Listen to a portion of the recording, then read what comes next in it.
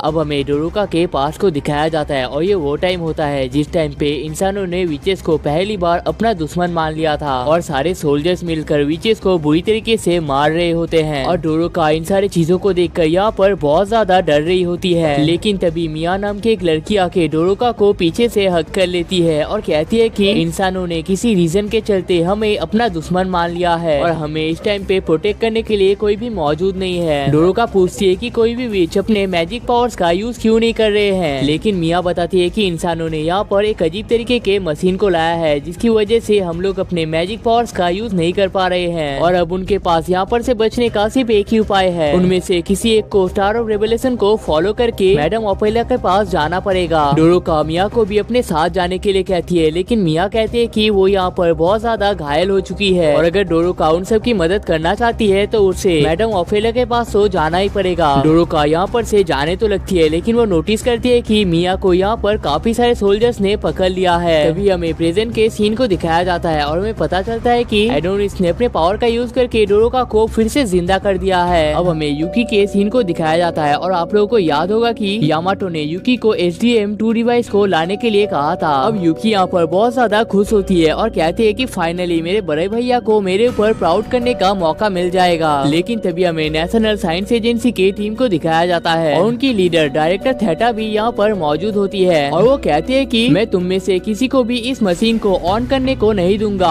अब हमें यामाटो के सीन को दिखाया जाता है और थेटा उसे कॉल करके कहने लगती है कि हम लोग तुम्हें इस मशीन को ऑन करने नहीं दे सकते क्योंकि इससे इंसानियत के ऊपर बहुत बड़ा खतरा आ सकता है। उन्होंने इस मशीन के ऊपर कई सारे रिसर्च किए हुए हैं लेकिन अभी भी उन्हें इनके सारे साइड इफेक्ट्स का पता नहीं चला है और कहती है कि क्या तुमने ह्यूमन कैलुलर डाइसफेक्शन डिजीज के बारे में सुना है। यामाटो कहते हैं कि उसे इसके बारे में अच्छे तरीके से याद है। आज से करीब 10 साल पहले जिन सोल्जर्स ने विच हंट में ज्वाइन किया था उनमें से ज्यादातर लोगों को ये बीमारी हो गया था। थेटा कहती है कि उन्हें अभी तक इसका एग्जैक्ट रीजन तो पता नहीं चला है लेकिन उन्हें शक है कि इस मशीन के ऑन करने की वजह से ही ये बीमारी फैल चुकी है और अगर इसको दोबारा से ऑन किया गया तो ह्यूमैनिटी के ऊपर बहुत बड़ा खतरा आ सकता है। और बताती है कि पास्ट के टाइम में विचेस हमारे इन्वायरमेंट को बहुत ज्यादा प्रोटेक्ट किया करते थे और उनके जाने की वजह से पोल्यूशन काफी ज्यादा बढ़ चुका है। तो अगर इस टाइम पे इसे ऑन किया जाएगा तो इससे 100 गुना ज्यादा खतरा आ सकता है और उन्हें डर है कि मैजेस्टी को भी इस टाइम पे ये सेम बीमारी हो चुका है। अब हमें एडोनिस के सीन को दिखाया जाता है और एडोनिस डोरोका से पूछ रहा होता है कि किस तरीके से चूल्हे को वापस लाया जा सकता है। डोरोका कुछ कहने जा ही रही होती है लेकिन तभी यहाँ पर काफी सारे सोल्जर्स आके फायर करने लगते हैं। एडोनिस तो यहाँ पर बच जाता है लेकिन डोरोका का हालत बहुत ही खराब हो जाता है जिसे देखकर एडोनिस कहता है कि क्या मुझे कभी भी शांति से जीने का मौका नहीं मिलेगा। अब सब लोग एडोनिस के ऊपर फायर स्टार्ट कर देते हैं लेकिन एडोनिस यहाँ पर रिटर्न स्टाइल समनिंग मैजिक का यूज करने लगता है जिसे देखकर यामाटो कहने लगते हैं कि क्या हमारे पास इसे रोकने का कोई भी तरीका नहीं है और एडोनिस अपने पावर का यूज करके उन सारे बुलेट्स को ऑपोजिट डायरेक्शन में फेंक देते हैं जिस वजह से सारे सोल्जर्स यहाँ पर खत्म हो जाते हैं। और एडोनिस कहने लगता है कि तुम लोगों को क्या लगता है कि तुम लोग चूल्हे को खत्म करके शांति से रह पाओगे? मैं तुम सब लोगों को एक एक करके खत्म करके रहूंगा। लेकिन तभी स्नाइपर कहती है कि लगता है मुझे तुम्हें खत्म करना पड़ेगा। लेकिन उसके फायर को एडोनिस बीच में ही रोक देता है और उसे 100 गुना बड़ा करने के बाद स्नाइपर की तरफ ही फेंक देता है जिसकी वजह से यहाँ पर एक बहुत बड़ा ब्लास्ट क्रिएट हो जाता है। लेकिन तभी यहाँ पर कुछ और सोल्जर्स भी पहुंच जाते हैं और एडोनिस के साथ अपना फाइट स्टार्ट कर देते हैं। और यामाटो कहते हैं कि लगता है इसे रोकने का हमारे पास कोई भी उपाय नहीं है। तभी यूकी यहाँ से तेजी से भागने लगती है और कहने लगती है कि मैंने उस रोबोट को मेरे आंखों के सामने देख कर रखा है और मुझे पता है कि अगर हम लोगों ने उसे नहीं रोका तो वैसे भी वो हम सब लोगों को यहाँ पर खत्म करके रहेगा। सब लोग उसे रोकने के लिए तो जाते हैं, लेकिन उससे पहले यूकी इस मशीन को ऑन करने के लिए कामयाब हो जाती है। दूसरी तरफ एडोनिस अपने फाइट को कंटिन्यू कर ही रहा होता है, लेकिन तभी अचानक से इस मशीन की वजह से उसका कॉइल उसके हाथ से गिर जाता है। और दूसरी तरफ देखते हैं कि यूकी और डायरेक्टर का हालत यहाँ पर बहुत ज्यादा खराब हो रखा है। तभी यामाटो उन्हें फोन कर लेते हैं और वहाँ के डिटेल्स लेने लगते हैं, लेकिन थेटा कहती है कि बेकार की बातें बंद करो, तुम्हारे सामने इस टाइम पे दुनिया का सबसे बड़ा विलेन मौजूद है और तुम्हारे पास इसे हराने का सिर्फ एक ही मौका है, तो इसे वेस्ट मत करना। अब एडोनिस अपने वेपन को लेने के लिए जा ही रहा होता है, लेकिन तभी यहाँ पर काफी सारे सोल्जर्स पहुँच जाते हैं और एक लड़की तो उसके पास ही पहुँच जाती है और कहती है कि हमारे नेशन के ऊपर अटैक करने का तुम्हारा हिम्मत भी कैसे हुआ। लेकिन तभी हम देखते हैं कि यहाँ पर एक बहुत बड़ा बिल्डिंग गिरने लगता है, लेकिन फॉर्चुनेटली वो दोनों ही यहाँ पर बचने में कामयाब हो जाते हैं और तभी वो सोल्जर अपने वेपन को एक्टिवेट कर लेती है और एडोनिस कहने लगता है कि फाइनली मुझे चैलोए के पास जाने का मौका मिल जाएगा। और वो सोल्जर सिर्फ एक ही हिट में एडोनिस के सिर को उसके बॉडी से अलग करने में कामयाब हो जाते हैं। अब वो लड़की उस सिर को लेकर सबके सामने पहुंच जाते हैं, जिसे देखकर सब लोग बहुत ही खुश होने लगते हैं और कहने लगते हैं कि ये लड़की तो कितनी ज्यादा बहादुर है, इसने अकेले ही विच के अपेरेंटिस को खत्म कर दिया है। तभी कुछ सोल्जर्स कहने लगते हैं कि लगता है ये लड़की कोई नई मेंबर है, क्योंकि उन्होंने इसके पहले इस लड़की को नहीं देखा था। लेकिन यामाटो कहते हैं कि उनके पास इन सारी बातों का टाइम नहीं है, उन्हें सबसे पहले यूकी और थेटा को बचाने के लिए जाना पड़ेगा और थोड़ी देर के अंदर उन दोनों को उस जगह से रेस्क्यू कर लिया जाता है। अब गियोथ सबके सामने आके कहने लगते हैं कि जिस बच्चे को 10 साल पहले हमने एक विच के हाथ से बचाया था, उसने अपना असली रंग दिखा दिया है और हमारे जैसे इंसान होने के बावजूद उसने एक विच का साथ देना ज्यादा सही समझा है। लेकिन 10 साल बीत जाने के बावजूद उन्हें अभी तक ये चीज पता नहीं चला है कि एक इंसान होने के बावजूद इस लड़के ने मैजिक पावर का यूज कैसे किया है। और कहते हैं कि आप लोगों ने भी बहुत अच्छा काम किया है, लेकिन अभी भी हमारा काम खत्म नहीं हुआ है, अभी भी काफी सारे लोगों को रेस्क्यू करना बाकी रह गया है और इस लड़के के हर एक पार्ट को अलग अलग तरीके से रखा जाएगा और अब उनमें से किसी को भी डरने की कोई भी जरूरत नहीं है, क्योंकि गॉड तो उन्हें छोड़कर जा चुके हैं और सारे विचेस को उन लोगों ने खत्म कर दिया है और जो इकलौता उनका दुश्मन था उसे भी उन लोगों ने खत्म कर दिया है, जिसका मतलब है कि उनका एम्पायर ही इस टाइम पे इस दुनिया का गॉड बन चुका है। और हम देखते हैं कि एक लड़की अपने फोन में इस स्पीच को देख रही होती है और मोस्ट प्रोबेबली ये वही लड़की होती है जिसने एडोनिस को खत्म किया था। तभी उनके टीचर कहने लगते हैं कि इस हादसे के दौरान उनके कई सारे स्टूडेंट गुजर चुके हैं, लेकिन कल एक टेस्ट होने वाला है जिसके लिए इन सभी को प्रिपेयर होके आना है। तभी एक लड़का कहने लगता है कि अगर वो लड़का एक इंसान था तो उसने एक विच का साथ देने का डिसीजन क्यों लिया था, जिस पर उनके टीचर कहते हैं कि हाई चांस है कि उस विच ने उस लड़के को ब्रेन वॉश किया था। तभी हम देखते हैं कि हमारे मेन लड़की के पास एक और लड़की आ जाती है और कहती है कि मुझे पता है कि ये सारी चीजें सिर्फ तुम्हारी ही गलती की वजह से हुई है और असल में वो दूसरी लड़की इस स्टूडेंट के बारे में बात कर रही है। तभी वो लड़की उस अटैक के दिन के बारे में सोचने लगती है जहाँ पर टाकुमा नाम का एक लड़का पत्थर के नीचे फंस गया था, लेकिन जब उसे पता चलता है कि उनके ऊपर एक और पत्थर गिरने वाला है तो वो लड़की तेजी से यहाँ से भागने लगती है और यहाँ पर एक बहुत बड़ा ब्लास्ट हो जाता है। तभी हम देखते हैं कि वो लड़की किसी जगह पर पहुंच चुकी है और कहती है कि माफ करना, उस दिन में तुम्हें प्रोटेक्ट नहीं कर पाया था। और तभी वो लड़की एडोनिस के पिक्चर को देखने लगती है और कहने लगती है कि माफ करना, लेकिन ये लड़का तुमसे काफी हैंडसम दिखता है। लेकिन तभी वो नोटिस करती है कि उसके पास एक लड़का पहुंच चुका है और ये लड़का असल में गवर्नमेंट का हिस्सा होता है। लेकिन वो लड़का कहता है कि तुम्हें यहाँ पर डरने की कोई भी जरूरत नहीं है और हमें पता चलता है कि ये लड़का असल में national intelligence agency deputy director ओजेड गॉर्गियस है और कहते हैं कि मुझे पता है कि आजकल के लड़कियों को ये सारी चीजें बहुत ज्यादा कूल लगती है, तो तुम्हें टेंशन करने की कोई भी जरूरत नहीं है। लेकिन वो लड़की उसे गुड बाय कह के तेजी से यहाँ पर से जाने लगती है। अब गॉर्गियस अपने पार्टनर को कॉल कर लेता है और कहता है कि मुझे एक लड़की के ऊपर शक आ चुका है और ये लड़की हमारे लिए खतरा बन सकता है, तो हमें जल्दी से इस लड़की को खत्म कर देना चाहिए। और हमें पता चलता है कि चीफ इन्वेस्टिगेटर चार्मी उसका पार्टनर है और वो कहते हैं कि तुम मुझे एक के बाद एक काम देना बंद करो, क्योंकि ऑलरेडी मेरे ऊपर काफी सारा काम का बोझ पड़ा हुआ है। और कहता है कि उसे ऑलरेडी यहाँ पर बहुत बड़ा प्रॉब्लम देखने को मिल चुका है। असल में उनके पास एडोनिस का जिस बॉडी को भेजा गया है वो किसी तरीके का डमी है। अब हम देखते हैं कि यहाँ पर एडोनिस का ट्रीटमेंट चल रहा होता है और यहाँ पर विथ स्टैंड हेटेरोफेज ट्रांसफर टेक्निक का यूज किया जा रहा होता है, लेकिन इसकी वजह से उसके बॉडी का टेम्परेचर, हार्ट रेट और ब्लड प्रेशर बढ़ने लगता है है और अगर ऐसा ही चलता रहा तो वो लोग एडोनिस को बचा नहीं पाएंगे। लेकिन तभी यहाँ पर मैडम ओफेला पहुँच जाती है और कहती है कि इस चीज को मुझे ही संभालना पड़ेगा। और एडोनिस के सिर पे टच करते ही बहुत ज्यादा ब्राइटनेस आने लगता है। अब हमें उस जगह को दिखाया जाता है जहाँ पर एडोनिस को खत्म किया गया था। हम देखते हैं कि एडोनिस इस टाइम पे यहाँ पर जिंदा होता है और उसके सामने एमा नाम की एक लड़की खड़ी हुई होती है और वो बताती है कि मैंने डुप्लीकेशन और डेथ कैंसिलेशन मैजिक का यूज करके तुम्हें यहाँ पर बचाया है। डोरोका उसने इस चीज को पहले ही प्लान करके रखा था और उनका मेन टारगेट चोलोए को वापस लाना है। लेकिन एडोनिस कहता है कि तुम हो कौन और तुम्हें मुझसे क्या चाहिए। लेकिन एमा कहती है कि मेरे पास फालतू चीजों के बारे में बात करने का टाइम नहीं है और एडोनिस को एक बॉल के अंदर कैद कर लेता है, जिसके बाद उसे आसमान की तरफ उड़ाने लगता है और इसी तरीके से एडोनिस इस जगह पर पहुंचता है। अब एडोनिस यहाँ पर चिल्लाने लगता है और कहता है कि मुझे चोलोए के पास जाना है। लेकिन तभी ओपेला उसे हक कर लेती है और कहती है कि सब कुछ ठीक हो चुका है और हमें पता चलता है कि एडोनिस इस टाइम पे विचेस के नेशन में आ चुका है। अब एडोनिस व्हील चेयर की मदद से यहाँ पर घूमने लगता है और देखता है कि ये जगह कितना रंगीन है, यहाँ के लोग कितने ज्यादा खुश है और उसे पता नहीं था कि दुनिया में ऐसा जगह भी एग्जिस्ट करता है। अब इसी के दौरान एडोनिस के सामने दो विचेस पहुँच जाते हैं और वो दोनों कहते हैं कि अगर चोलोए तुम्हें इस हालत में देख लेती तो वो बहुत ज्यादा दुखी हो जाती। एडोनिस उनसे पूछता है कि क्या तुम लोग चोलोए से मिल चुके हो और वो दो विचेस कहते हैं कि जब हम दोनों छोटे थे चोलोए हम दोनों का ख्याल रखा करता था। और एडोनिस सोचता है कि ये दोनों सही बात ही कह रहे हैं, चोलोए हमेशा खुद के बारे में ना सोचकर दूसरों के बारे में सोचती रहती है। अब एडोनिस ओपेला के पास पहुंच जाता है, उसे देखने के बाद यहाँ पर उठने की कोशिश करता है। लेकिन ओपेला कहता है कि तुम्हें यहाँ पर उठने की कोशिश नहीं करना चाहिए क्योंकि जब तुम्हें धरती से यहाँ पर लाया गया था तुम्हारे शरीर के ऊपर बहुत ज्यादा प्रेशर आ चुका था, तो इसलिए तुम्हें चलने का कोशिश नहीं करना चाहिए। एडोनिस कहता है कि मुझे यहाँ पर क्यों लाया गया है, जिस पर ओपेला कहते हैं कि मुझे तो बस ये देखना था कि चोलोए का स्टूडेंट कैसा दिखता है। जिसके बाद एडोनिस कहता है कि आप भी चोलोए को जानते हो, जिस पर ओपेला कहते हैं कि यहाँ पर जितने भी विचेस मौजूद है वो सब लोग ही चोलोए को जानते हैं। चोलोए बचपन से ही अपने आइस मैजिक की वजह से बहुत ज्यादा पॉपुलर होती है और इसके अलावा भी वो अपने स्मार्टनेस, स्ट्रेंथ और काइंडनेस की वजह से बहुत ज्यादा पॉपुलर होती है। ओपेला कहती है कि मैजिक एक ऐसा पावर है जिन्हें गॉड ने सिर्फ हमारे साथ ही शेयर किया था क्योंकि गॉड को इंसानों में नहीं बल्कि विचेस के ऊपर ज्यादा भरोसा था और ये मैजिक हमारे सोल की तरह है जिसे हम लोग चाहकर भी अपने शरीर से हटा नहीं सकते हैं। लेकिन इतने सारे रूल्स के बावजूद भी चोलोए ने एक इंसानी बच्चे को मैजिक सिखाना ज्यादा सही समझा। ओपेला कहते हैं कि हमने कई बार चोलोए को तुम्हें छोड़ कर आने के लिए कहा था, लेकिन चोलोए हर बार हमसे माफी मांग लिया करता था। और इतना कहते ही वो यहाँ पर एडोनिस के क्विल को समन कर लेते हैं। इसे फोनिक्स के फेदर, एडोनमेंट रेसिमलिंग के वेव्स और ड्रैगन आई की मदद से बनाया गया है। अब इसे देखने के साथ ही एडोनिस इस क्विल को लेने के लिए जाने लगते हैं, लेकिन ओपेला उससे पहले उसे ये क्विल दे देते हैं और एडोनिस को ये क्विल मिलने के बाद वो इसे पकड़ कर रोने लगता है। ओपेला कहते हैं कि ये एक बहुत ही रेयर आइटम है और चोलोए ने इसे तुम्हारे लिए बनाया था ताकि तुम मैजिक पावर्स का यूज कर सको और तुम्हें किसी भी तरीके से इसे खोना नहीं है। अब एडोनिस रोते हुए पूछता है कि क्या आप लोग सच्ची में चोलोए को वापस ला सकते हो। ओपेला कहते हैं कि डोरोका ने तुमसे कहा था कि चोलोए को वापस लाया जा सकता है और विचेस कभी भी झूठ नहीं बोलते हैं। जिसे सुनने के बाद एडोनिस बहुत ही खुश हो जाता है और अपने सर को ऊपर की तरफ कर लेता है। लेकिन उसके बाद वो जिस चीज को देखता है उसे देखकर वो समझ नहीं पाता है कि यहाँ पर उसे कैसा रिएक्शन देना चाहिए क्योंकि वो इस जगह पर अपने सामने धरती को देख पाता है। ओपेला कहते हैं कि हमें एक ऐसा जगह का जरूरत था जहाँ पर इंसान चाहकर भी नहीं पहुँच सकते हैं, एक ऐसा जगह जहाँ पर विचेस शांति से रह सकते हैं और इसी वजह से हमने अपने नेशन को चांद पर बनाया है। और उन्होंने इस चीज को उस टाइम पर बनाया था जब विचेस को इंसानों के असली इरादों के बारे में पता चल गया था और उन्हें पता था कि उन्हें कभी भी यहाँ पर आना पड़ सकता है। ओपेला पूछती है कि क्या तुम्हें पता है कि इंसान इतने ज्यादा कमजोर क्यों होते हैं, क्योंकि इंसान कभी भी अपने फीलिंग्स को कंट्रोल कर ही नहीं पाते हैं। इंसान कभी भी खुश तो हो जाते हैं लेकिन अगले ही पल गुस्सा होने के साथ ही वही इंसान डेविल में तब्दील हो जाता है। लेकिन मजे की बात तो ये है इंसानों के अंदर इतने सारे नेगेटिव चीजें होने के बावजूद इंसानों के राजा ने विचेस को ही अपना सबसे बड़ा दुश्मन मान लिया। अब ओपेला उसे कई सारे विचेस के ग्रेवस्टोन को दिखा देता है और कहते हैं कि ये वही विचेस है जिन्होंने इंसानों को इतने सालों तक प्रोटेक्ट किया था, लेकिन इसके बावजूद इंसानों की इसी पे गंदी सोच की वजह से ये सारे विचेस इस टाइम पे गुजर चुके हैं। अब ओपेला एडोनिस को एक ट्री के पास लेकर आते हैं और ये ट्री असल में मीटो का ट्री होता है जिससे विचेस पैदा होते हैं। अब एडोनिस को ये चीज पता नहीं होता है क्योंकि चोलोए कभी भी अपने ओरिजिन के बारे में ज्यादा बात करना पसंद नहीं करती थी। अब ओपेला कहती है कि हम लोग तुम इंसानों की तरह आसानी से ब्रीडिंग करके रिप्रोड्यूस नहीं कर सकते हैं क्योंकि हमारे पास तुम लोगों के जैसे दो जेंडर्स नहीं होते हैं, हम तो किसी पेड़ के फ्रूट की तरह है। और बताते हैं कि ये मीटो ट्री इस टाइम पे इस दुनिया का इकलौता मीटो ट्री है जिन्हें उन लोगों ने धरती से चुरा कर लाया था। और इसके अलावा जितने भी मीटो ट्रीज थे उन सारे मीटो ट्रीज को इंसानों ने जला दिया है। अब एडोनिस एक विच को देखता है जिसे देखने के बाद उसे चलोए का याद आने लगता है और कहता है कि क्या ये विच चलोए है। ओपेला कहती है कि ऐसा तो पॉसिबल नहीं है क्योंकि इस विच के अंदर किसी का भी सोल नहीं है और अगर इसके अंदर हमें चलोए के सोल को डालना है तो हमें तुम्हारी हेल्प की जरूरत है। एडोनिस को कुछ भी समझ नहीं आता है लेकिन ओपेला कहते हैं कि मैजिक एक ऐसी चीज है जिससे तुम किसी भी चीज को इमेजिन करके उसे अच्छे तरीके से समन कर सकते हो, लेकिन अगर वो चीज फुल डिटेल में नहीं होता है तो वो चीज काम नहीं करता है। और ये काम सिर्फ एडोनिस ही कर सकता है क्योंकि उसके पास चलोए के सबसे ज्यादा मेमोरीज है और अगर वो उन सारे मेमोरीज को इस मीटो ट्री के अंदर डाल देता है तो चलोए को फिर से रिवाइव किया जा सकता है। ओपेला कहते हैं कि जब भी तुम तैयार हो जाओ मुझे बस एक बार आके बता देना, उसके बाद मैं सेरेमनी का तैयारी स्टार्ट कर दूंगा। अब एडोनिस चलोए के बारे में सोचने लगता है और सोचता है कि फाइनली मुझे चलोए के साथ मिलने का मौका मिल जाएगा। लेकिन तभी यहाँ पर एमा भी पहुँच जाती है और देख के ऐसा लग रहा होता है कि वो यहाँ पर बहुत ही गुस्से में है और कहती है कि तुम यहाँ पर इतने आराम से कैसे रह सकते हो, तुम्हारी वजह से मेरे फ्रेंड डोरोका का जान गया है। एडोनिस कहता है कि मैंने इस काम को करने के लिए किसी को भी फोर्स नहीं किया था, ये तो तुम लोगों का ही प्लान था। अब एमा यहाँ पर बहुत ही गुस्सा हो जाती है और कहती है कि तुम इंसान हमेशा से ही सेल्फिश रहे हो, तुम्हें अपने अलावा किसी का भी फायदा दिखता ही नहीं है और कहती है कि तुम तो अपने पावर्स का यूज करके चलोए को फिर से वापस लाओगे, लेकिन हम जैसे लोगों का क्या, जिन्हें तुम जैसे लोगों के लिए अपनी जान को देना पड़ता है। एडोनिस कहता है कि मेरे सामने बेकार की बातें बंद करो और मुझे ये बताओ कि अगर विचेस एक्सट्रीम कंडीशंस में भी रह सकते हैं तो इस नेशन को एयर टाइट क्यों बनाया गया है। और कहता है कि मुझे पता है कि तुम लोगों का असली प्लान कभी चलोए को जिंदा करना था ही नहीं, तुम लोग असल में इंसानों को यहाँ पर लाने के बाद उन्हें रिटर्न स्टाइल समनिंग मैजिक सिखाना चाहते हो। तुम लोगों का तादाद बहुत ही कम हो चुका है तो तुम लोग चाहकर भी इंसानों का सामना नहीं कर सकते हो, इसलिए तुम लोग इंसानों का यूज करके इंसानों को ही खत्म करना चाहते हो। लेकिन प्रॉब्लम यह है कि रिटर्न स्टाइल समनिंग मैजिक को यूज करने के लिए इस कॉइल का जरूरत होता है, लेकिन ये कॉइल पूरे दुनिया में सिर्फ एक ही है और अगर तुम लोग इससे ज्यादा बनाना चाहते हो तो तुम्हें चलोए की हेल्प की जरूरत है। लेकिन ये सारी बातें चलोए ने मुझे पहले ही बता दिया था और उसने मुझे चलोए के साथ यहाँ से कहीं पर दूर जाने के लिए कह दिया था। एमा कहती है कि अगर तुम्हें ये सारी चीजें पहले से ही पता है तो तुम हमारा हेल्प क्यों नहीं कर रहे हो, हमें डोरोका के लाइफ को इस तरीके से वेस्ट नहीं देना चाहिए। लेकिन एडोनिस कहता है कि उसके हाथ में तो कुछ भी नहीं है, वो अभी भी वही बच्चा है जो चलोए के हर एक बात को मानता है और उसका मेन टारगेट इस टाइम पे चलोए को जिंदा करना है। और अगर चलोए ने इंसानों को खत्म करने को कह दिया तो एडोनिस इन सारे इंसानों को खत्म कर देगा, लेकिन अगर उसने तुम्हें ही अपना दुश्मन मान लिया तो मैं तुम में से किसी को भी जिंदा नहीं रहने दूंगा। अब अगले सीन में सारे विचेस एक जगह पर इकट्ठा होकर चलोए के रिवाइव करने का सेरेमनी को स्टार्ट करने लगते हैं। लेकिन तभी यहाँ पर एडोनिस भी पहुँच जाता है और उसे वो पल याद आने लगता है जो उसने चलोए के साथ बिताया था। एक दिन वो दोनों मिलकर एक घर के छत पर बैठे हुए होते हैं और आसमान की तरफ तारों को देख रहे होते हैं। एडोनिस उस टाइम पे तो इन सारी चीजों का वैल्यू नहीं किया करता था, लेकिन अब उसे पता चल चुका है कि वो सारी चीजें कितना ज्यादा प्रीशियस था। और गाइस, अगर आपके लाइफ में भी ऐसा कोई इम्पोर्टेंट पर्सन है लेकिन आप उसके सामने ये सारी चीजें बता नहीं पाते हो तो आप लोग हमारे कमेंट सेक्शन में उसके बारे में एक लाइन तो लिख ही सकते हो। देखते हैं कि कौन अपने प्यार के बारे में सबसे अच्छी बातें लिख पाता है। अब एडोनिस यहाँ पर मैजिक पावर नॉस्टैल्जिक मैजिक का यूज करने लगता है और उस दिन के बारे में याद करने लगती है जब चलोए नहा रही होती है और एडोनिस घर में सारी चीजों को साफ कर रहा होता है। लेकिन इन्हीं सारी चीजों के दौरान एडोनिस चलोए की तरफ देख लेता है और वो ये सारी चीजें देखकर शॉक होता है कि चलोए के शरीर पे काफी सारे अजीबोगरीब निशान होते हैं। तभी चलोए कहती है कि तुम्हें कभी भी इस तरीके से किसी नहाते हुए लड़की को देखना नहीं चाहिए और इतना कहने के साथ ही चलोए यहाँ पर रोने लगती है और एडोनिस को शुक्रिया अदा करता है और कहता है कि अगर तुम मेरे साथ नहीं होते तो शायद मैं इस दुनिया में कभी भी रह ही नहीं पाता। और एडोनिस कहने लगता है कि मैं भी तुम्हारे बगैर इस वर्ल्ड में रह नहीं पा रहा। अब एडोनिस अपने मैजिक को फिनिश करने के लिए कामयाब हो जाता है और इस लड़की का चेहरा भी बहुत हद तक चलोए की तरह ही होता है। लेकिन थोड़ी देर बाद लाइट हटने के बाद हमें पता चलता है कि इसका हेयर कलर पिंक है, जिसके बाद हमें पता चलता है कि और कोई नहीं बल्कि डोरोका है।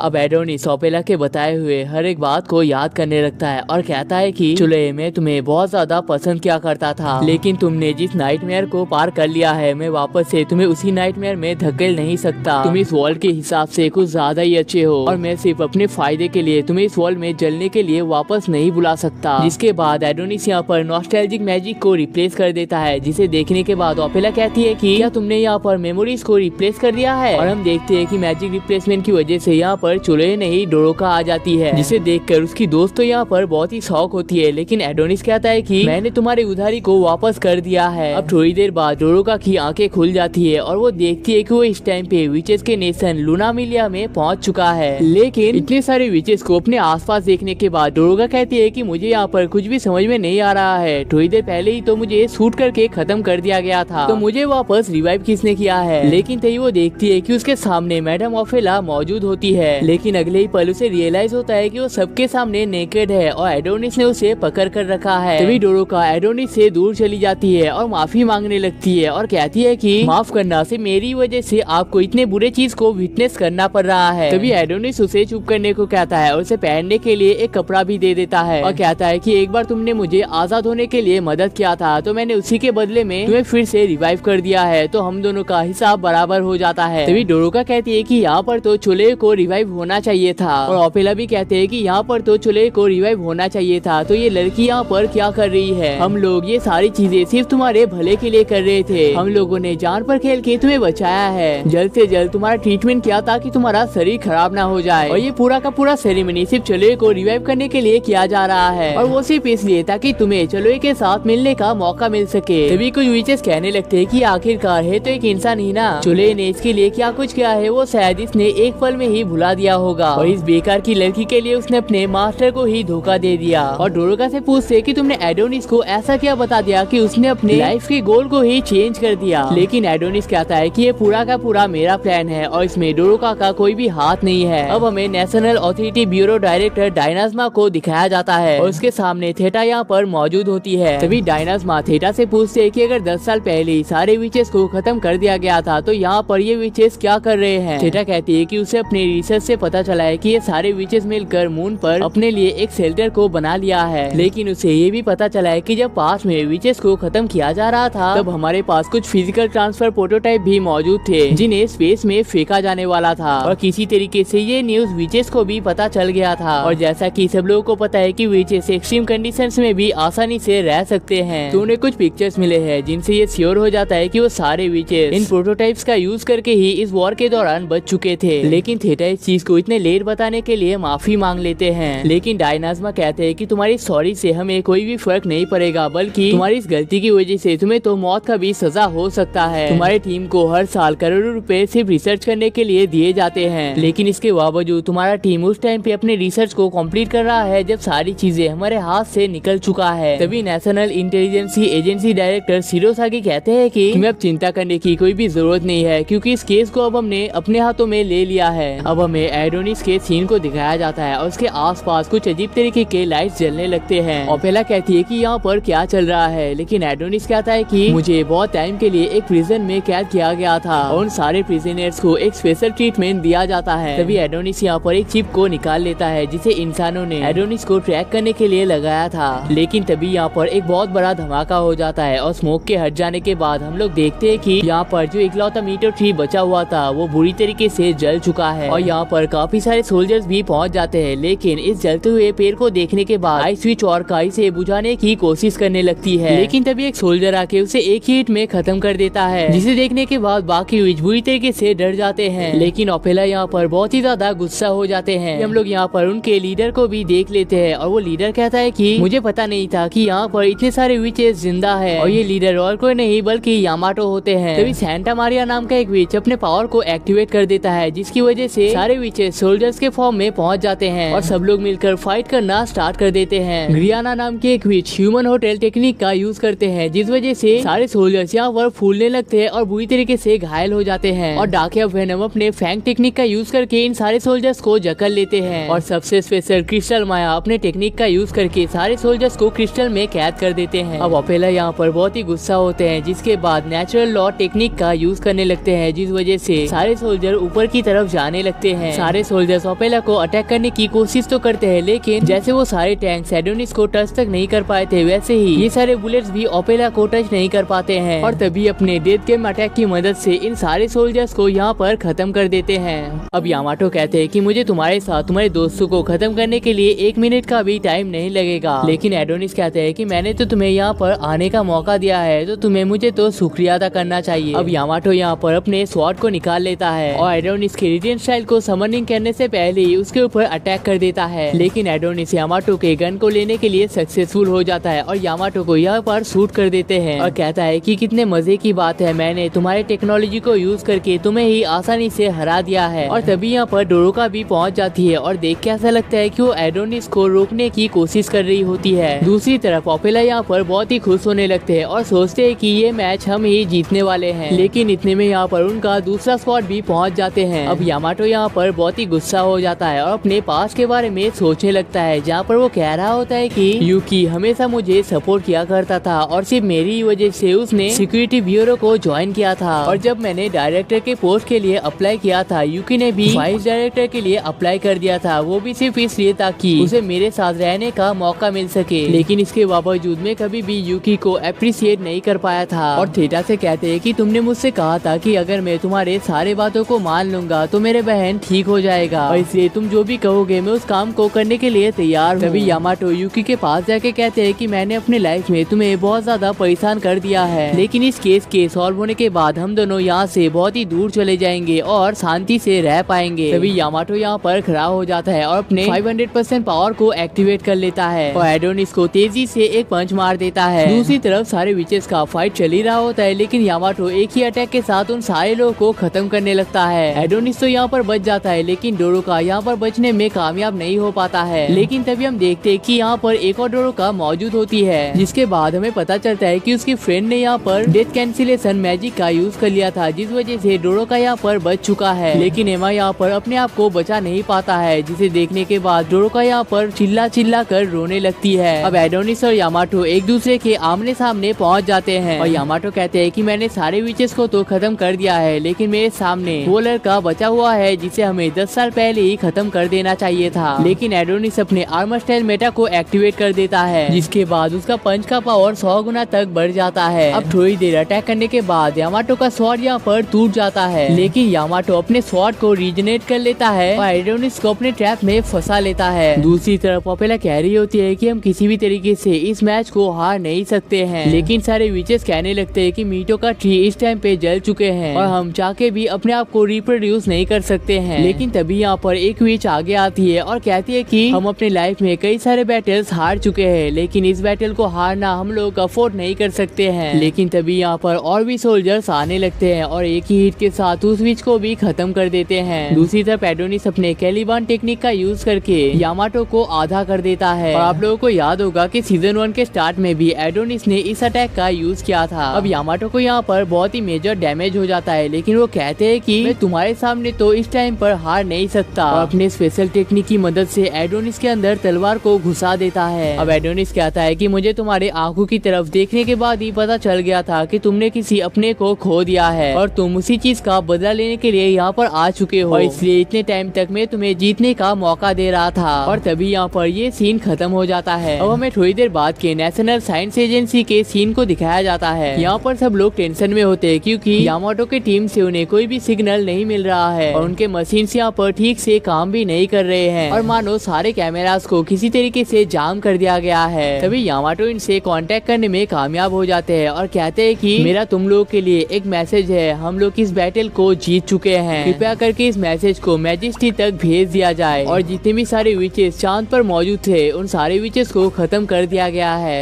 अब हमें उस सीन को दिखाया जाता है जहाँ पर यामाटो और एडोनिस के बीच में फाइट चल रहा होता है। तभी डोरोका यहाँ पर चिल्लाते हुए मैंडोरागोरा लव स्पेल टेक्निक का यूज कर लेती है, जिस वजह से सारे सोल्जर्स यहाँ पर मूव नहीं कर पाते हैं। और एडोनिस कहता है कि मुझे पता नहीं था कि तुम इतने पावरफुल अटैक को भी यूज कर सकते हो, लेकिन बाकी विच कहने लगते हैं कि अगर इसके पास इतने सारे पावर्स थे तो उसने उन पावर्स का यूज पहले क्यों नहीं किया था। अब डोरोका यामाटो के पास पहुँचने के बाद उससे उसका नाम पूछ लेता है और यामाटो अपना नाम भी उसे बता देता है, लेकिन यामाटो खुद भी यहाँ पर शॉक हो जाते हैं क्योंकि वो अपना नाम यहाँ पर बताना नहीं चाहता था। अब डोरोका यामाटो के पास जाके कहते हैं कि हमें एक दूसरे के साथ दोस्ती कर लेनी चाहिए और ये जो बैटल चल रहा है इसे यहीं पर खत्म कर देना चाहिए, जिससे हम दोनों को ही यहाँ पर फायदा होगा। लेकिन एडोनिस कहता है कि तुम्हारा दिमाग यहाँ पर खराब हो चुका है, ये वही आदमी है जिसने तुम्हारे फ्रेंड एमा को खत्म किया है, इनके टीम ने तुम्हारे सारे विच पार्टनर्स को खत्म कर दिया है और ये वही इंसान है जिसने धरती से विचेस को खत्म कर दिया है और तुम किसी के साथ पार्टनरशिप करना चाहते हो, इसे अगर एक भी मौका मिल गया तो ये तुम्हें वहीं पर खत्म कर देगा। लेकिन यामाटो सोच रहा होता है कि ये लड़की यहाँ पर मुझे मैनिपुलेट करने का कोशिश कर रही है और एक मौका मिलने के साथ ही यामाटो उसके ऊपर अटैक कर देता है और डोरुका को यहाँ पर बुरी तरीके से मारने लगता है और कहता है कि तुम विचेस कभी भी किसी के दोस्त नहीं बन सकते और तुम विचेस को अपना जगह पता होना चाहिए। तुम विचेस कभी भी इंसानों का भला चाहते ही नहीं थे और तुम विचेस इंसानों के लिए सिर्फ एक श्राप की तरह हो। लेकिन डोरुका कहती है कि तुम इंसानों ने भी तो काफी सारे इंसानों को मारा है और 10 साल पहले के वॉर को तुम लोगों ने ही स्टार्ट किया था और अभी भी कई सारे लोग ऐसे हैं जिन्हें तुम लोगों ने ट्रैप करके रखा है और अपने फायदे के अनुसार उन्हें यूज करते हो। लेकिन इतने सारे बुरे साइड्स होने के बावजूद विचेस ने कभी भी तुम इंसानों के ऊपर अटैक नहीं किया है और वैसे भी 10 साल पहले तो विचेस और इंसान एक साथ ही रहते थे, तो उस चीज को वापस से रिपीट क्यों नहीं किया जा सकता। और हम देखते हैं कि डोरुका का मैजिक स्पेल यहाँ पर अच्छे तरीके से काम करने लगता है। लेकिन यामाटो कहते हैं कि मैं ग्रेट रेडिया एम्पायर का सोल्जर हूँ, उसके बाद मैंने सिक्योरिटी वाइस डायरेक्टर के पोजीशन के लिए अप्लाई किया है और मैं किसी विच के बेकार के मैजिक में फंस नहीं सकता। तभी यामाटो यहाँ पर अपने पास्ट के बारे में सोचने लगता है जहाँ पर एक औरत उसे हक कर रही होती है। जिसके बाद यामाटो यहाँ पर कुछ कह नहीं चाह रहा होता है, लेकिन तभी एडोनिस उसके ऊपर अटैक कर देता है और एक ही हिट में यामाटो को खत्म कर देता है और कहता है कि हमें इन जैसे बेकार के आदमियों की कोई भी जरूरत नहीं है और डोरुका से कहता है कि तुम्हारा ये मैजिक पावर मेरे बहुत ही काम में आ सकता है, तो तुम्हें मेरा साथ देना पड़ेगा। अब हमें गियोत के सीन को दिखाया जाता है और गियोत यहाँ पर कह रहा होता है कि अभी तक सारे विचेस को खत्म क्यों नहीं किया गया है। सोल्जर बताते हैं कि यामाटो के टीम अभी भी फाइट किए जा रहे हैं और विचेस का सिर्फ आखिरी टीम ही बचा हुआ है, लेकिन उनके कनेक्शन उतने स्ट्रॉन्ग नहीं है जिस वजह से उन्हें इन सारी चीजों के बारे में अच्छे से डिटेल पता नहीं चल रहा है। तभी क्वीन कहती है कि मैंने सुना है कि उस विच के पार्टनर ने आधे से ज्यादा शहर को खत्म कर दिया है, तो क्या वो बच्चा इन विचेस के साथ ही वहाँ पर मौजूद है। अब सोल्जर बताते हैं कि उस विच के पार्टनर के थ्रू ही उन्हें इन सारे विचेस का पता चला है। अब गियोत यहाँ पर अजीब तरीके से बिहेव करने लगता है और कहता है कि तुम सारे विचेस को उस चांद पर ही खत्म कर दिया जाएगा। अब गियोत क्वीन को हक कर लेते हैं और कहते हैं कि ये सारी चीजें तुम्हारी वजह से ही पॉसिबल हो रहा है, वरना मैं इस काम को अकेले कभी भी कंप्लीट नहीं कर पाता। पास ही में सब लोग इस चीज को देखकर तालियां मारने लगते हैं, लेकिन गियोत का व्यवहार यहाँ पर अजीब से अजीब ही होता जाता है। तभी हमें पता चलता है कि क्वीन भी असल में एक विच ही है जिसने लव स्पेल का यूज करके गियोत को अपने कंट्रोल में कर लिया है और ये वही स्पेल होता है जो स्पेल डोरुका ने थोड़ी देर पहले यूज किया था। तभी क्वीन कहती है कि तुमने अपना काम कंप्लीट कर दिया है और अब तुम्हें खत्म हो जाना चाहिए। जिसके बाद गियोत महल के दीवार की तरफ जाने लगता है। एक सोल्जर उसे रोकने के लिए तो कहते हैं, लेकिन गियोत कहता है कि बेकार की बातें बंद करो, मुझे अपने क्वीन के बात को मानना है। जिसके बाद गियोत किसी के भी बात को ना मानते हुए यहाँ पर चढ़ जाते हैं और क्वीन से कहते हैं कि आपका बहुत बहुत शुक्रिया, अब मैं इस दुनिया से शांति से जा पाऊंगा। जिसके बाद गियोत यहाँ पर से जंप कर लेते हैं और गियोत का खेल यहीं पर खत्म हो जाता है। कई वो सोल्जर सबको इन्फॉर्म कर देते हैं कि महल में एक विच आ चुका है, लेकिन क्वीन के स्पेल की वजह से वो सोल्जर अपने बात को चेंज कर देता है और कहता है कि गियोत ने महल के दीवार से जंप कर लिया है, उसे उठाने के लिए लोगों की जरूरत है। तभी हम देखते हैं कि यहाँ पर नेशनल इंटेलिजेंसी एजेंसी डायरेक्टर शिरोसागी भी पहुँच जाते हैं और कहता है कि आपने गियोत को खत्म करके बहुत ही अच्छा काम किया है, वैसे भी उस पपेट का हमें कोई भी जरूरत नहीं था। तभी हमें पता चलता है कि क्वीन के पावर के अंदर एक प्रॉब्लम भी है, ये पावर सिर्फ और सिर्फ लड़कियों के ऊपर ही काम करता है और लड़कियों के ऊपर ये पावर काम नहीं करता है। लेकिन शिरोसागी कहते हैं कि आपने इतने पावर के साथ ही जो काम करके दिखाया है, इसकी मदद से ये पूरा दुनिया आपके मुट्ठी में हो जाएगा। लेकिन क्वीन कहते हैं कि तुम्हें भी पता है कि मुझे इस दुनिया की कोई भी जरूरत नहीं है, लेकिन जिस लड़के का सर मुझे चाहिए था तुमने मुझे अभी तक उसका सर लाकर नहीं दिया है। और यहाँ पर असल में एडोनिस की सिर की बात हो रही है और क्वीन कहते हैं कि अगली बार अगर तुम्हारे काम में कोई भी मिस्टेक हुआ तो तुम्हें भी अपने जान से हाथ धोना पड़ेगा। तभी हमें पता चलता है कि क्वीन का असली नाम डोरोथिया है और उसने मल्टीपल पैरेलल यूनिवर्सेस को पार किया है सिर्फ एक आदमी को रिवाइव करने के लिए। जिसके बाद हमें यहाँ पर एक लड़के के पिक्चर को दिखाया जाता है और ये लड़का सेम टू सेम एडोनिस की तरह दिखता है और उसके सामने एक क्वील रखा हुआ होता है, जैसा कि हमने एडोनिस के हाथ में भी देखा था।